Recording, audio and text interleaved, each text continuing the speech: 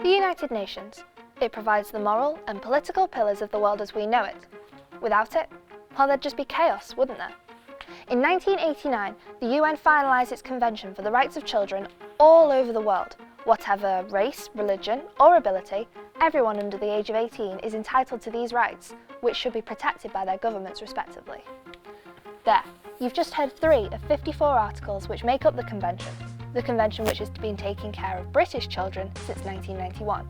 So, are you ready to hear more? Good, let's begin. Look at this baby. She has rights. The second she was born, she got Article 6, the right to life.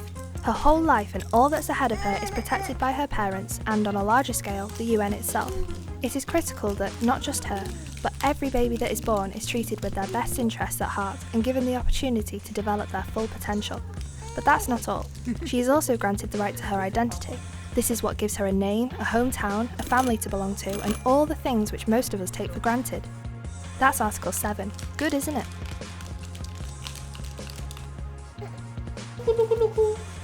All children have the right to a decent living.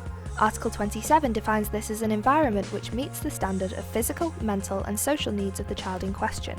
Article 24 also helps out here, giving children the right to the best possible health. This includes giving them clean water, nutritious food and access to medical attention. Pretty basic things in your eyes. Probably because the article also insists that children are not only treated with quality healthcare, but are educated about it too. You are super writers. So remember, try and remember. As children reach primary school age, Article 28 becomes a pretty important one. It states that all children, including those with disabilities, have the right to an education and to play an active part in the community. This must encourage and develop their talents, capabilities and personalities. It is through this article that children develop their knowledge and respect for other cultures and societies. As the Convention has been ratified by almost every nation in the UN, this article is well protected by our Department for Education. But child development is about more than that. That's why we have Article 31, allowing children the right to relax and play in their own free time. This is equally important in making us who we are as we reach adolescence.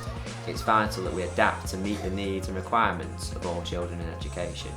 Every child's got the right to inclusion, and it's our responsibility to ensure and uphold this, irregardless of the nature of their needs.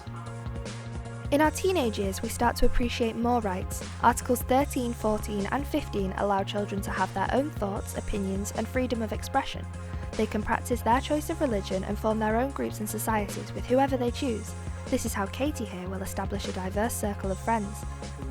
It allows me to be myself and look the way I want, and I appreciate Article 13 because being allowed to express myself makes me feel a lot happier and comfortable in my own skin.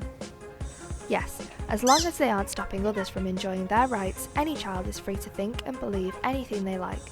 Katie will also enjoy the right to privacy via Article 16, which, as every teenager would agree, becomes increasingly significant at this stage of our lives. So, there you have it. And these rights, like many others, don't just apply to specific aspects of childhood, they apply to all of it. Every single day of everybody's 18-year journey from birth to adulthood is covered by this convention. A convention that's protected by parents, governments, even our world through the United Nations. So kids, enjoy them. Adults, encourage them. They're here for all of us, helping to make a safer, healthier and happier world for future generations to come.